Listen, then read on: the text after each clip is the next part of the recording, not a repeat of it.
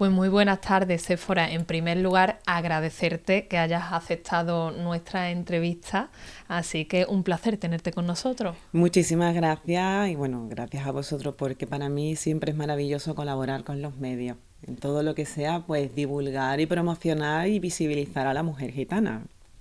Séfora, eso quería preguntarte porque tú fuiste una de las primeras mujeres gitanas que estudió, además, abogada. ¿Cómo viviste todo esto? ¿Cómo fue ese momento? Pues bueno, a mí siempre me gusta decir de la primera generación de mujeres gitanas, ¿no? Porque eso no se sabe nunca quién fue la primera y está feo medirte, ¿no? Pero sí es verdad que soy de la primera generación de mujeres gitanas universitarias. Y lo viví de una forma pues muy intensa, porque además en aquel momento el hecho de que una mujer gitana estudiara era un doble sufrimiento, era una espada de doble filo, porque podían criticarte tu propio pueblo, pero a la vez cuando tú llegabas a la universidad, o en este caso en el instituto, ¿no?, previo de la universidad, mmm, había personas que tenían muchísimos prejuicios y profesores que eran racistas. O sea, yo he sufrido racismo en la Facultad de Derecho de Sevilla. Y eso es muy duro, porque en ese momento era la única gitana que había en la universidad, hasta que ya después conocí a otra persona. Entonces, te sientes sola, sientes que no tienes referentes, sientes que nadie te entiende, y además muy limitada porque tampoco podía excederme. Una de las cosas que yo cuento en mi libro, El precio de la libertad, lo que les costó a algunas mujeres gitanas ser libres, está basado precisamente en esa primera generación de mujeres gitanas que cursaron estudios universitarios, lo que les costó a algunas. Algunas casi llegan a perder hasta su propia vida por caer en manos de maltratadores, por luchar con los estereotipos internos y externos. Es que hablamos de techos de cristal. No son techos de cristal ni triples techos de cristal, son búnkers lo que tenemos las mujeres que romper. Porque si eres gitana, tienes una situación de vulnerabilidad y de exclusión social, eres mujer y, por ejemplo, que conozco el caso, encima tienes alguna discapacidad, ¿cómo sales de ahí? Ayer, justo antes de ayer, di un congreso online, un congreso internacional sobre los derechos de las personas con discapacidad, y era lo que explicaba. Se ejerce una especie de geometría de odio, porque es casi imposible salir. Hoy por hoy, después de 20 y tantos años que han pasado, está todo como más normalizado. Ya hay muchísimos gitanos y muchísimas gitanas en todas las áreas del saber y en todas las profesiones. Eso es un orgullo. Y es muy bonito porque ya no tienes que seguir luchando con eso que a veces más daño nos hacían, y era que si estudiabas perdías tu identidad, si estudiabas te apallabas, si estudiabas dejabas de ser gitana.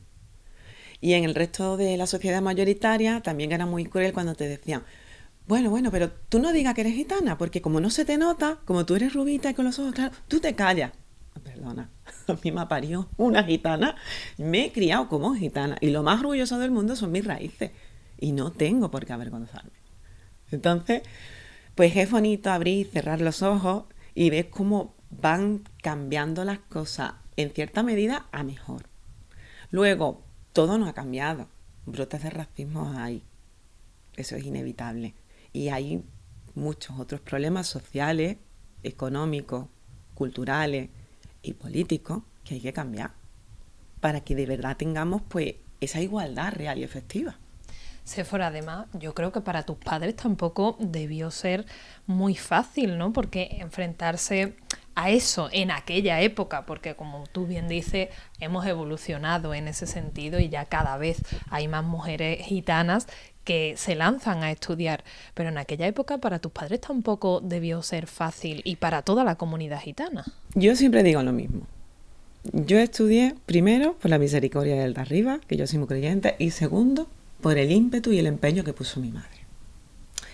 Y no es porque mi padre se opusiera, ni muchísimo menos, sino porque mi madre no tuvo la oportunidad de estudiar.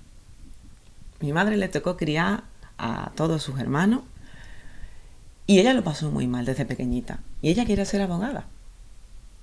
Y no se lo permitieron. Entonces ella dijo: si algún día tengo hijos, mis hijos y mis hijas, porque a sus hermanos sí le dieron la oportunidad de estudiar y a todas sus hermanas no. Ella dijo, si algún día tengo hijos o hijas, todos tendrán las mismas oportunidades y los mismos derechos.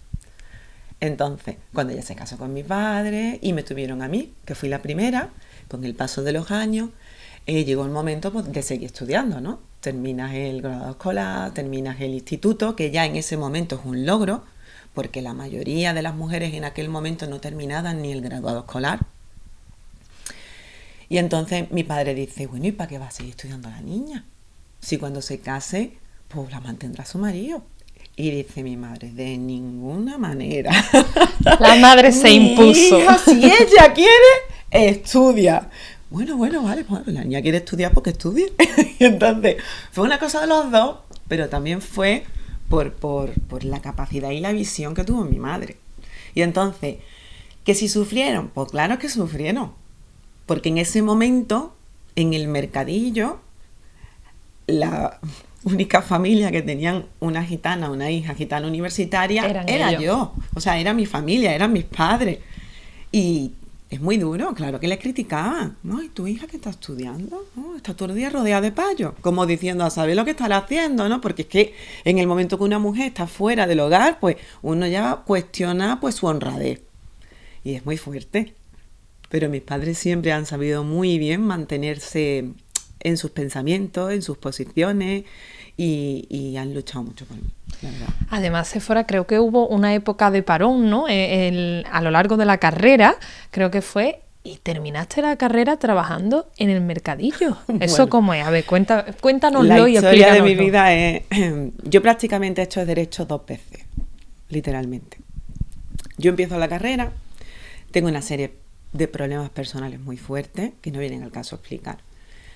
Y eso me afecta tanto que no dejé de trabajar en todo lo social porque seguí. En ese estado de necesidad fue cuando yo empecé a montar las primeras asociaciones de mujeres gitanas universitarias y la primera federación de mujeres gitanas a nivel europeo. Yo ayudé y fui socia fundadora. Sin embargo, mi plano personal, mi vida personal, mi sueño de terminar la carrera, tuve que aplazarla porque no podía más. Y me entregué al completo, al trabajo, a mi casa, que en ese momento estaba casada con otra persona, y a los mercadillos. Pero todos los años era una tortura, porque yo todos los años me matriculaba. Y nunca podía pisar la facultad. Por mis traumas, por mis problemas, por las circunstancias que había pasado. Entonces, después de 8 años de abandono, porque yo abandoné la carrera cuando apenas me quedaban 6 o 7 asignaturas para terminar. Muy pocas. Efectivamente. Pues en 8 años, los planes de estudio habían cambiado 2 veces. Me había cogido un cambio de estudio, de plan de estudio, y estaba a punto de que entrara el plan Bolonia. Yo entré con el plan del 65 renovado, me cogió el plan del 2000 de Derecho y iba a entrar el plan Bolonia, que ya no me acuerdo ni cómo se llama. Entonces, no me convalidaron ninguna de las asignaturas. Y otra vez tuviste que volver a empezar. Para no mentirte, creo recordar que me convalidaron Civil 1, Derecho Romano y Derecho del Trabajo. Me tuve que matricular de 42 asignaturas nuevas. Y en 3 años y medio, trabajando en un mercadillo de sol a sol los 7 días de la semana, llevando mi casa y llevando todo lo que llevaban, conseguí terminar la carrera. Pero volví a la carrera gracias, no sé si lo habrás leído en algún sitio, a la ayuda de un famoso catedrático de Derecho Administrativo, don Alfonso Pérez Andrés, que tuvo un encuentro con él fortuito en el mercadillo trabajando y prácticamente me echó una regañina, pero como hija. Me dijo, ¿pero qué haces aquí? Si tú has nacido para mucho más. Así me lo dijo el hombre. Desde ese día tuve un problema de insomnio terrible porque ya no pude volver a dormir, hasta que volví a pisar la facultad. ¿Has vuelto a coincidir con él? Con su hijo. Y tengo contacto de vez en cuando porque además lo aprecio muchísimo, porque su hijo fue mi profesor de Derecho Administrativo. Y es amigo mío y lo aprecio muchísimo. Y bueno, hace poco que salí en portada en un periódico importante de tirada nacional, yo volví a hacer referencia a él porque me siento en gratitud. Y de bien nacido es ser agradecido. Y uno es lo que es gracias a la aportación de personas tan importantes como él, ¿no? Y entonces él lo leyó y me mandó un mensaje a través de su hijo diciendo, no sabes la ilusión que nos has hecho, que te acuerdes de nosotros. Imposible, es que no puedes olvidar a alguien que te ayudó. Fue un antes y un después en tu vida, realmente. Fue el antes y el después. Porque imagínate lo que se puede llegar a trazar un plan en tu destino, una meta profesional. Que yo no me quedé parada, que yo seguí trabajando en lo social, participaba en muchísimos proyectos políticos, pero me había abandonado a mí misma. Y psicológicamente eso también te hace estrago. Y trabajaba todo como en silencio, invisibilizado. Yo no visibilizaba mi trabajo. Y a raíz de que terminé la carrera y también puse fin a una situación personal que yo tuve, hice porque mi vida cambiara. Séfora, ¿has sufrido alguna vez algunos casos de rechazo, tanto por parte de gitanos como de payos? Yo he sufrido racismo en los dos ámbitos. En el ámbito laboral, una vez me preguntaron, haciéndome una entrevista de trabajo, el director del Banco Andalucía, de una sucursal de Sevilla de aquí, me preguntó en mi currículum que por qué ponía tantísimas veces en tantos sitios que había trabajado con población gitana. Y le dije que porque era gitana. Y entonces me dijo que ser gitano y trabajar en la banca no era lo moralmente aceptable. Después tuve 2 episodios de racismo grave en la Facultad de Derecho de Sevilla. En mi primer curso de Derecho, la primera vez que hice Derecho, con un catedrático de Derecho Romano, don José Luis Murga Gener, me hizo la vida imposible, una compañera más, que curiosamente se apellidaba Vargas también como yo, pero ella era paya y yo era gitana. Y siempre nos suspendía, porque ese hombre examinaba por lecciones, y nos suspendía siempre en la misma parte a las dos. Entonces un día fuimos a hablar las dos con él y le dijo, mire usted, ¿qué es lo que le pasa? Si no sabemos de memoria ya la materia, hemos hecho 9 veces el examen, porque él todos los jueves examinaba. Y entonces nos dijo que intuía, que sabía por nuestros apellidos que éramos gitanas y que lo mejor que podía hacer en la Facultad de Derecho es que nos fuéramos a la esquina y pusiéramos un puesto de verdura. O sea, me río, pero imagínate en aquel momento con 18 años que te entra a ti. Hombre, supondría para ti, bueno, no Imagínate. sé qué le pudiste contestar, la verdad, pero supongo que te quedarías también un Pues poco le en shock, dije ¿no? que tomaría medidas y que eso no se iba a quedar así. Entonces tuve que movilizar al defensor del alumno, tuve que hablar con delegación de alumnos y afortunadamente después se demostró pues que nosotras estábamos aprobadas. Pero tuvimos que volvernos a examinar, ¿eh? O sea que nos examinamos 10 veces de ese tema. Séfora, ¿crees que sigue existiendo ese estereotipo hacia la comunidad gitana? Mira, claro que existe. Solamente tienes que ver, por ejemplo, la prensa en la mayoría de los casos, cómo se refiere, cómo se salta el código deontológico cuando tratan temas de ese tipo, cómo hablan siempre de reyertas, de gitanos, y están un poquito más controlados últimamente, desde que se ha tipificado antigitanismo como una forma específica de delito de odio dentro del 510.2 del Código Penal. Un poquito solo, un poquito. Que eso no significa que haya cambiado el panorama de racismo, pero están algo más controlados. Después, los programas que de verdad venden en todas las esferas, no solo en población gitana, todos los reality, todos los shows que se hacen, que buscan el morbo, sensacionalismo, la bajeza de la humanidad, ¿no?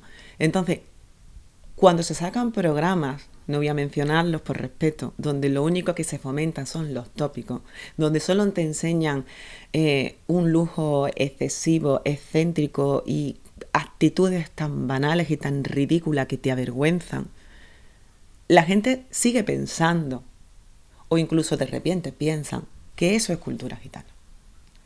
Muchas veces la gente, por la mala prensa, las malas actitudes, el maltrato que se recibe en todos los medios, confunde siempre la cultura de la marginalidad y de la delincuencia con la cultura gitana.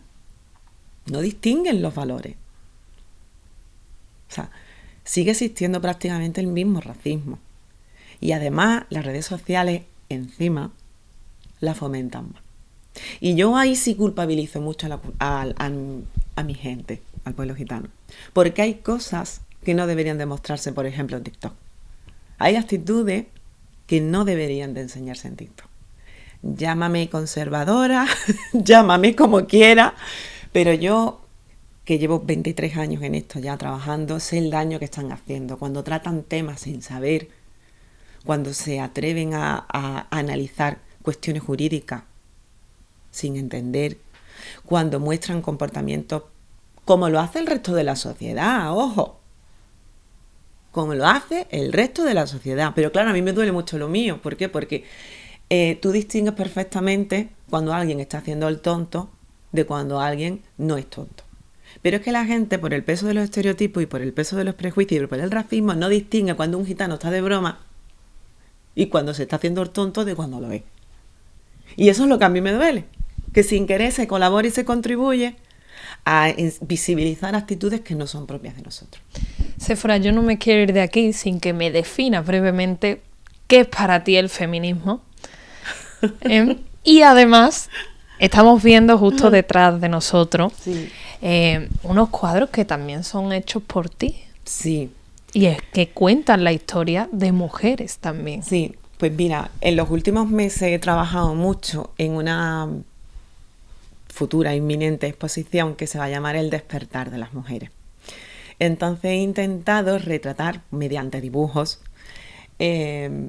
escenas de mujeres que representen identidades, culturas especiales, que además han sufrido especial vulneración, persecución y que siguen luchando, ¿no? Entonces, que si te fijas, casi todos los cuadros, casi todos, tienen los ojos cerrados, tienen mucha ornamentación, todos tienen parte de verdad, porque tienen elementos que son reales.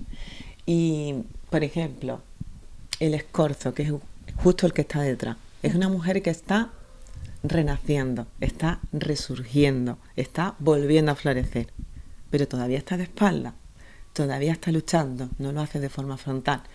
Esta mujer representa el peso de la vida, el dolor, la angustia, con muchos colores, muy vitalista, como vamos todas, pero muchas veces vamos así, encogidas, cargadas, oprimidas. El silencio. Cuando tienes la media verdad, media libertad y media mentira, cuando solo ves la vida desde un pequeño agujero, cuando no tienes libertad para hablar, para hacer, para decidir. Uno de los cuadros que más me gusta de la saga de los 7 cuadros que tengo de la cultura gitana es el cuadro de la tía Dolores, que es la única que tiene los ojos abiertos, de par en par los dos, y que representan la sabiduría, pero sobre todo el reconocimiento de haber vivido una lucha entera en silencio y que de repente ves la vida con esos ojos que te corresponden a ti misma, que de repente ves la realidad como tú has decidido verla. Y es una pena que tengamos que llegar a la vejez para que muchas de las mujeres gitanas podamos decir: yo viví esto, yo viví aquello, esto me pasó a mí. Y ellas se le ven con sus 2 manos, sus ojos enormes abiertos, su sonrisa compuesta. El resto de cuadros, si te fijas, no se enseñan las manos, están la mayoría mutiladas, se le ve partes del trozo, del cuerpo, no se ve todo, todo tiene un significado. Y entonces intento expresar lo que es el verdadero feminismo. ¿Qué es el feminismo para mí? La igualdad efectiva entre hombres y mujeres. Yo estoy en contra de estas políticas que se ejecutan echándonos a pelear a los hombres y a las mujeres. Para mí, el feminismo es la teoría que debe de ser apolítica, sin color político. ¿Por qué? Porque es un derecho constitucional. Está basado en el artículo 14 de la Constitución, que dice que todos somos iguales. Y para conseguir eso tenemos que ir de la mano los hombres de las mujeres y las mujeres de los hombres. Eso es el feminismo. Todo lo demás no lo quiero, porque hace daño, destruye familia y a nosotras mismas nos ensucia nuestra propia imagen. El feminismo es la igualdad de oportunidades, la igualdad de derechos. Es libertad, libertad para decidir, libertad para pensar, libertad para elegir. tenemos que romper con muchos moldes patriarcales y con la cultura que lógicamente a nivel internacional y a lo largo de los siglos se ha perpetrado sobre la mujer. Pero hoy por hoy el feminismo es igualdad, no es superioridad, no es hembrismo, no es lo contrario del machismo, es igualdad. Séfora, pues muchísimas gracias por habernos A atendido. vosotros. Nos quedamos con cada una de tus reflexiones y Muchas yo gracias. creo que va a servir a muchas mujeres que estén viendo también, te estén viendo en este caso desde PTV Muchas Sevilla. gracias, muchísimas gracias, ha sido un placer. Y si alguna vez necesitáis algo más, aquí estamos, aquí tenéis mi casa, que es vuestra casa. El placer ha sido nuestro, Séfora. Muchísimas gracias. Gracias.